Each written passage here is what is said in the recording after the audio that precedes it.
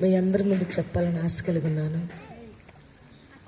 అయితే నా చిన్నతనం నుంచి కూడా మా చిన్నమ్మ గారు, పాస్టమ్మ గారు, కమలమ్మ గారు, ఆమె పేరు కూడా కమలమ్మ, నా పేరు కూడా కమలమ్మేనండి. ఎక్కడైతే మరియమ్మ అంటే తెలిసిద్ది నా పేరు.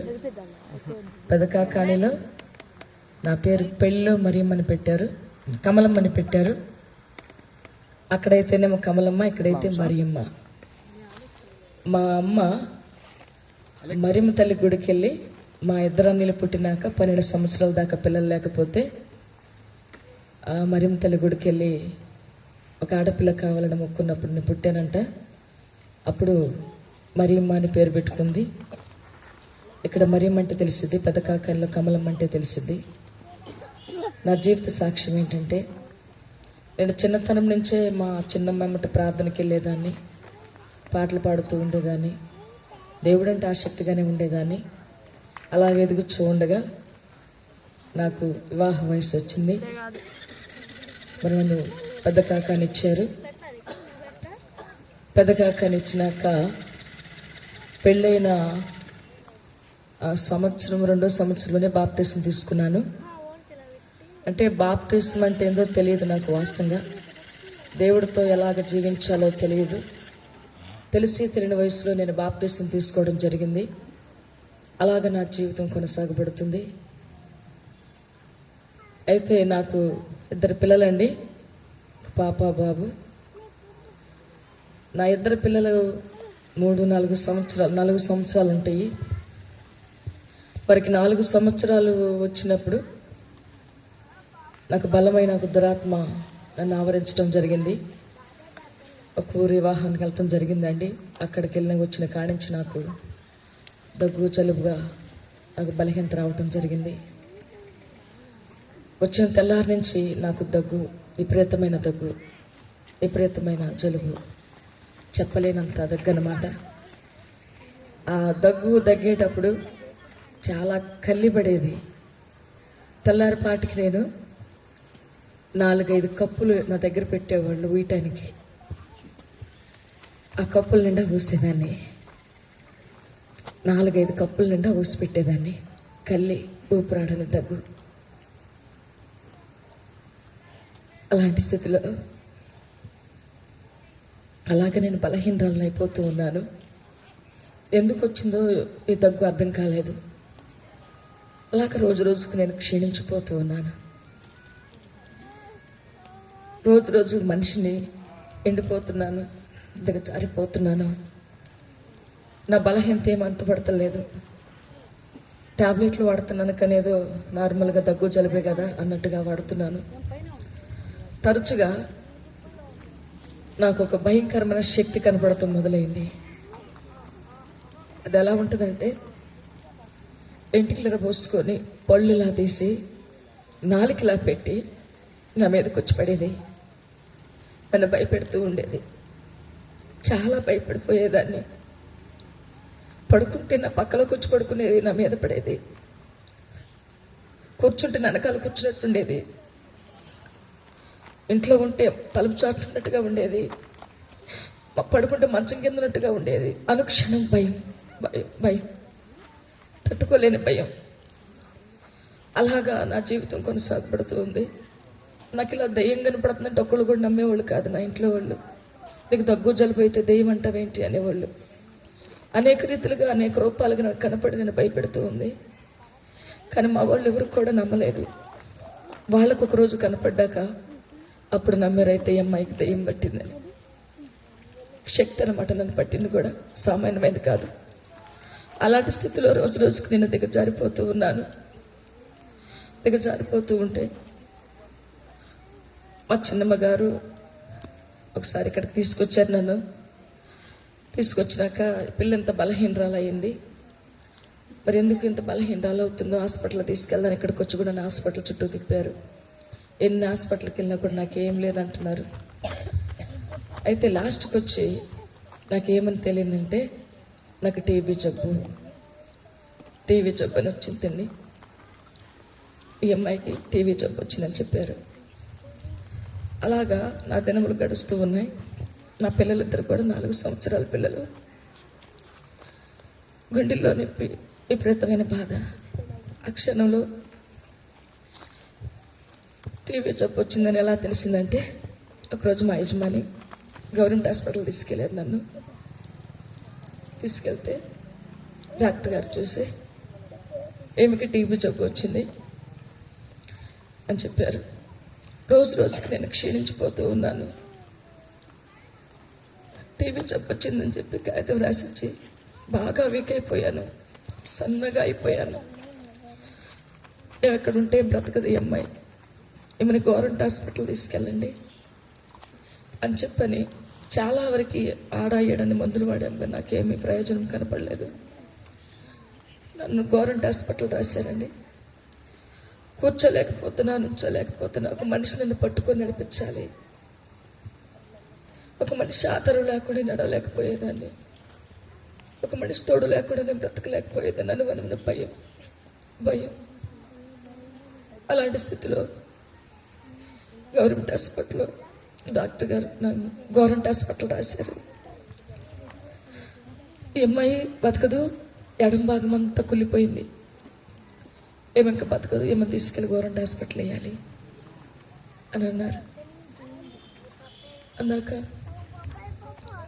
మేము కాగితం రాపించుకొని వస్తున్నామండి. వస్తూ ఉంటే మా ఇంటి దగ్గర ఆ గవర్నమెంట్ హాస్పిటల్లో పనిచేసే ఒక అన్న ఉన్నారు. ఆ అన్న మాకు ఎదురొచ్చారు. ఎదురొచ్చి ఏంటో ఏమైంది అమ్మాయికి అని అడిగారు.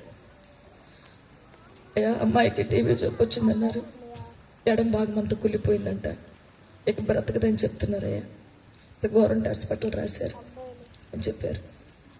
అయ్యో, గవర్నమెంట్ హాస్పిటల్ వద్దు, అక్కడికి వెళ్ళేదంటే ఆ అమ్మాయి తిరిగి రాదు, ఇక అలా మరణించడం అమ్మాయి అని చెప్పడం జరిగింది.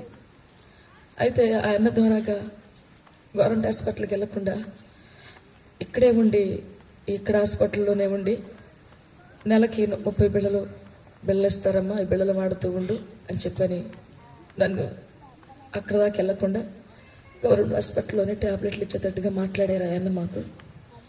అయితే అక్కడ అది మేము రాపించుకుని ఇంటికి వచ్చాము.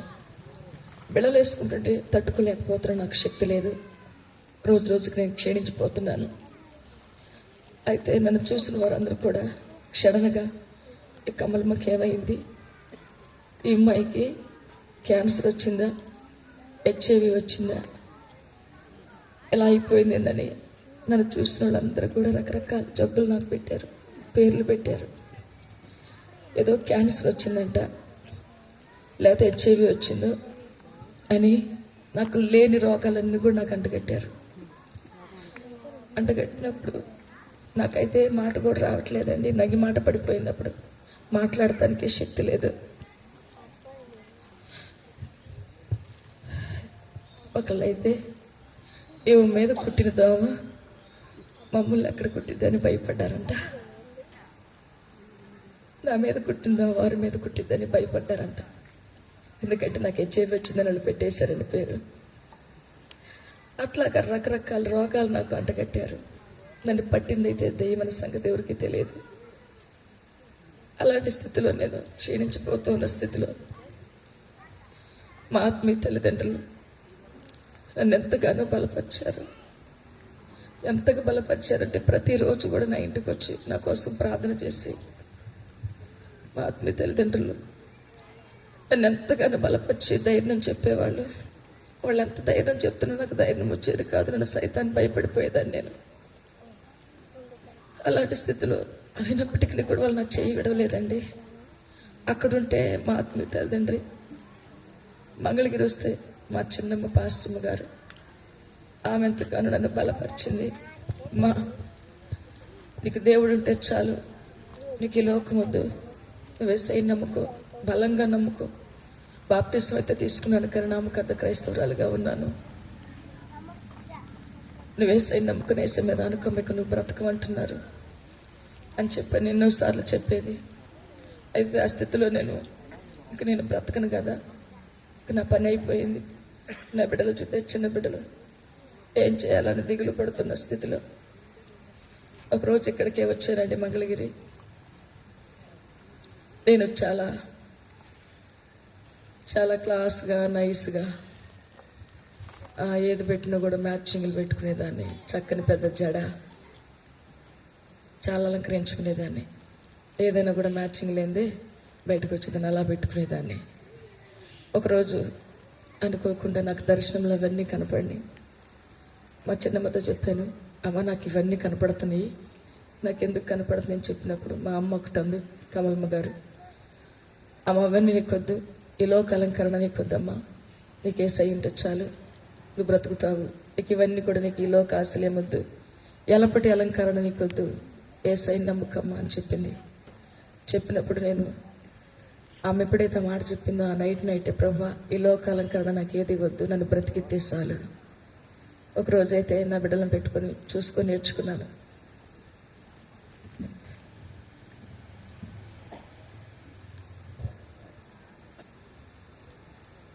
నా ఇద్దరు బిడ్డలు ఎదురుకు పెట్టుకొని కూర్చొని నేర్చుకున్నాను.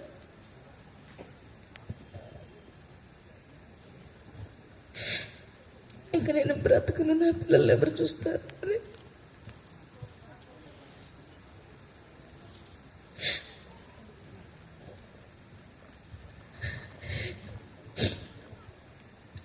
యేసయ్యా నా బిడ్డల కోసమే నన్ను బ్రతికించవా, నేను చచ్చిపోతే నా పిల్లలు ఎవరు చూస్తారయ్యా, నా బిడ్డల కోసమే నన్ను బ్రతికించవా అని పడుకొని మంచంలో ఓపిక లేదు, నోట్లోంచి మాట రావట్లేదు, ఎన్నికలు ఇలా వెళ్ళిపోయినాయి. చూసిన వారందరూ కూడా నాకేవేవో జబ్బులు వచ్చినాయని అనుకున్నారు. పడుకొని ఒక రోజు మంచంలో పైకి ఇలా ఆకాశం వైపు చూసి, యేసయ్యా నన్ను బ్రతికిస్తే నీ సాక్షిగా ఉంటానయ్యా అని చెప్పి ఒకరోజు నైట్ ప్రార్థన చేసుకున్నాను. అలా చేస్తున్నానే కానీ నేను ఏమాత్రం కూడా నాకు ఓపిక రావట్లేదు. మరలా ఒకసారి మా పాసం చిన్నమ్మ పెదకాకని వచ్చింది. పెదకాకని వచ్చినప్పుడు నా ఒళ్ళంతా పచ్చగా అయిపోయింది అంట. ఇంకా పిల్ల బతకదు అయిపోయింది, ఒళ్ళంతా పచ్చగా మారిపోయింది, ఇంకా బతకదప్ప అని మా అమ్మతో చెప్తున్నాను. పిల్ల రూపం మారిపోయింది, ఒళ్ళంతా పచ్చగా అయిపోయింది, ఇంక అమ్మాయి బ్రతకదక్క అని నన్ను కాళ్ళు పుట్టుకొని ఏడ్చారు అందరు కలిసి. ఇక నాకు కూడా భయం వచ్చింది, ఇక నేను బ్రతకదు, అయిపోయింది నా పని అని. ఆ స్థితిలో నేను అలా ఉంటున్నప్పుడు ఇక ఈ లోకుని కొద్దమ్మ దేవుని వైపు చూడమని బలంగా ఇక్కడికి వస్తే ఆమె బలపరిచి, పెదకాకల్లో ఉంటే మా ఆత్మీయ తండ్రి బలపరిచి, తల్లిదండ్రులు బలపరిచి నన్ను ఎంతగానో ధైర్యం ఇచ్చారు. ఆ స్థితిలో నేను ఒకటే తీర్మానం చేశాను, ప్రభువా నీ చిత్తమైతే నన్ను బ్రతికించు. నాకు చిన్నప్పటి నుంచి పాటలు పాడతామంటే ఇష్టం కానీ నాకు చదువు లేదు, నేను అసలు స్కూల్కి వెళ్ళలేదు, మీ అందరికీ తెలుసు. నాతో పాటు నాకు కూతురు కూడా చదువు లేకుండా చేశాను. గార్భంగా పెంచింది మా అమ్మ, స్కూల్కి వెళ్ళకుండా చదువు లేకుండా చేసుకున్నాను. నాకు చదువు లేదు ప్రభువా, నాకు చదువు కావాలి, నన్ను కానీ బ్రతికిస్తే నీ సాక్షి బిడ్డగా ఉంటాను, పాటలు పాడతానయ్యా, నాకు పాటలు పాడుతుంటే చాలా ఇష్టమని దేవుడి దగ్గరకు తీర్మానం చేశాను. తీర్మానం చేసినాక నా దేవుడు రోజు రోజుకి నాకు కొంచెం ఓపిక ఇవ్వటం మొదలుపెట్టాడు. నన్ను బలపరిచారు, నాకు ఆరోగ్యం ఇచ్చారు. కేవలం నేను బ్రతుకున్నానంటే నా ఆత్మీయ తల్లిదండ్రి, మా దైవజనులు, మా చిన్నమ్మ, వీరు ముగ్గురు కూడా నన్ను ఎంతగానో బలపరిచారు. అదే కాదు, నా యజమాని కూడా నా విషయంలో చాలా కేర్ తీసుకున్నారు, నన్ను బలపరిచారు. వీరంతా శరీరాహారం పెడితే నా తండ్రి నాకు ఆత్మీయ ఆహారం పెట్టి నన్ను బలపరిచారు. అలాగ నా జీవితం కొనసాగిపోతూ ఉన్నప్పుడు అన్నీ కూడా యేసుప్రభు దగ్గరికి వస్తే ముక్కుకి చెవులకి వాళ్ళకి ఉన్నాయని తీసేసుకోవాలా అంటారు కొంతమంది, ఉండమొప్పలాగా ఉండాలా అంటారు. లేదండి, యేసుప్రభు ఎప్పుడు కూడా మీరు ఇవన్నీ తీసేయమని చెప్పడు. నేను అన్నీ పెట్టుకుంటే మా తల్లి అనేది, మా చిన్నమ్మ, నువ్వు దేవుని పెట్టవు కదా, దేవుడు నమ్ముకున్నావు కదా, ఇవన్నీ పెట్టుకోకూడదమ్మా, తీసేయండి. భలే కోపం వచ్చేది నాకు. నీ కుళ్ళు, నేను ఇవన్నీ పెట్టుకుంటే అని మా చిన్నమ్మ మీద నేను కోప్పడేదాన్ని. కానీ ఎస్ఐ నమ్ముకుంటే వండమొప్పలాగా అవసరం లేదమ్మా, నీ హృదయం ఇస్తే చాలా ఎస్ఐకి. దేవుని నామానికి మహిమ కలుగును గాక. హల్లెలూయా. ఆయన పై రూపాలు చూడరు, పై అందాన్ని చూడరు, నీ హృదయాన్ని చూస్తాడు యేసయ్య.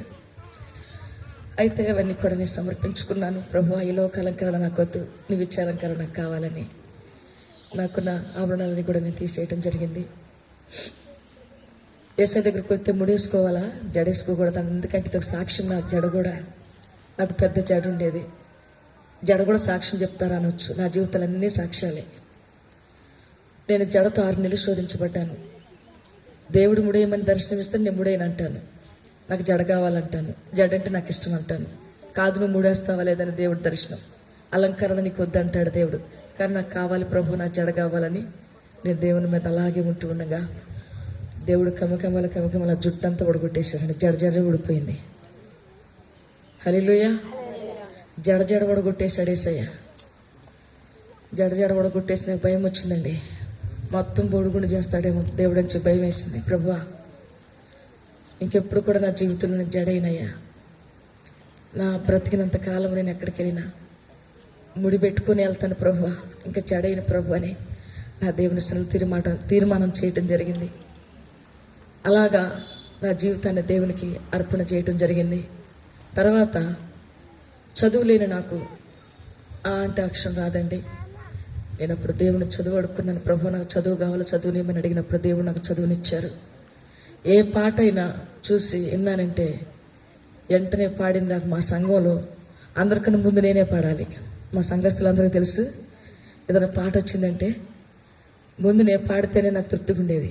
అట్లా పోటీగా పాట నేర్చుకొని పాటలు పాడుతూ ఉండేదాన్ని. నేను అట్లా పాటలు పాడుతూ ఉండగా నా పాటలను గుర్తించి చక్కగా పాడుతుంది ఈ అమ్మాయి అని చెప్పి, సంగీతం మీద పాడటం కూడా నాకు రాదండి. నా పాటలు గుర్తించి నన్ను సువార్త గాయకురాలుగా మా ఊరు వాళ్ళంతా కూడా ఒక పేరు పెట్టారు. చక్కగా పాడుతున్న కమలమ్మ అని సువార్త గాయకురాలుగా పేరు పెట్టారు. ఆ రీతిగా దేవుడు నన్ను అనేక ఊర్లు తీసుకెళ్ళటం మొదలుపెట్టారు. పెళ్ళిళ్ళలో పాడతాను, మీటింగ్స్లో పాడాను. అనేక రీతిలో దేవుడు నన్ను వాడుకుంటూ ఉన్నాడు. ఏదేమైనా నా దేవుడు నన్ను బ్రతికిచ్చి బాగు చేసి సువార్త గాయకురాలుగా మంచి పేరు ఇచ్చాడు. ఇదంతా ఒక ఎత్తు అయితే దేవుళ్ళలోకి వచ్చినాక మామూలుగా లేదండి పరిస్థితి. నేను బయటికి వెళ్తే ఒక బాధ, ఇంట్లోకి వస్తే ఒక బాధ అన్నట్టు. నన్ను చూస్తే చాలు మొఖాలు తిప్పేసుకుంటారు. నన్ను చూస్తే చాలు అనుమానంగా చూస్తారు. నన్ను చూస్తే చాలు హేళన చేస్తారు. నన్ను చూస్తే చాలు అపహాసం చేస్తారు. తునీకరించబడ్డాను, ద్వేషించబడ్డాను, దూషించబడ్డాను.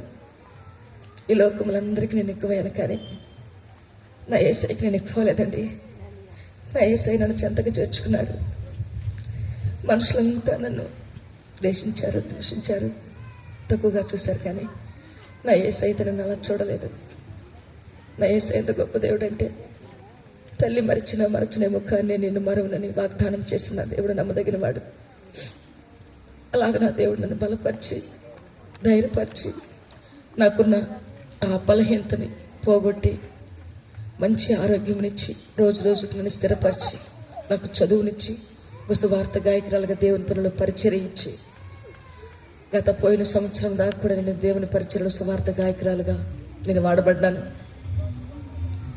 అలాగ నా జీవితం కొనసాగుతూ ఉండగా మరి ఇక్కడ రత్నాల చెరువులో మా తల్లిదండ్రి గారు ఊరిది, మా అన్నయ్యోళ్ళు పోయిన సంవత్సరం చర్చి కట్టించారు. మరి ఇక్కడ నీవు వచ్చి సేవకురాలుగా మాకు మరి వాక్యం చెప్పమ్మా అని చెప్పన్నప్పుడు నేను పోయిన సంవత్సరం ఇక్కడ అభిషేకం తీసుకొని ఇక్కడ చర్చి నడిపిస్తున్నాను. దేవుడు నన్ను ఈ రీతిగా బలపరిచి, ధైర్యపరిచి, మంచి ఆరోగ్యమునిచ్చి, ఆయన కృపలో ఫలింపచేసి ఈరోజు ఒక దైవజనురాలుగా నన్ను నిలబెట్టాడంటే, ఈ చదువు లేని దాన్ని, ఈ విద్య లేని పామర్రాల్ని, ఎవరికి పనికిరాని పురుగుని, ఈ పురుగుని యేసయ్య అనుకున్నాడు. దేవుని నామానికి మహిమ కలుగును గాక. హల్లెలూయా, హల్లెలూయా. నా దేవునికి ఏమి ఇచ్చుకోవడం తీర్చలేనండి. ఇలాగా నా జీవితం కొనసాగబడుతుంది. నా దేవుడు నన్ను బలపరిచారు, ఒక సేవకురాలుగా నిలబెట్టారు. చాలా పెద్ద సాక్ష్యం, సమయం లేదు, నేను షార్ట్ కట్లో చెప్పుకుంటూ వచ్చాను. ఇలాగ మరణం దగ్గరికి వెళ్ళిన దాన్ని నన్ను దేవుడు బయటకు తీసుకొచ్చిన, బ్రతికించిన సాక్ష్యాలుగా నిలబెట్టాడు. దేవుని నామానికి మహిమ కలుగును గాక. ఇంకా ఆయన పరిచర్యలో నమ్మకంగా నేను సేవ చేయటానికి ఇప్పుడైతే నా దేవుడు నాకు మంచి ఆరోగ్యం ఇచ్చాడు. ఏ బలహీనత కూడా ఇప్పుడు నడటానికి వీల్లేదు. ఎందుకనగా నా దేవుడు నన్ను ముట్టి స్వస్థపరిచారు. ఇప్పుడు ఆరోగ్యం చాలా బాగుంది. అనేకుల కొరకు ప్రార్థించడానికి కూడా దేవుడు నన్ను ఎన్నుకున్నారు. నా దేవాతి దేవునికి మహిమ కలుగును గాక. హల్లెలూయా. ఇస్తున్న సాక్ష్యం దేవుడు దీవించును గాక. అందరికీ వందనాలు. సమయం దయచేసి వందనాలు.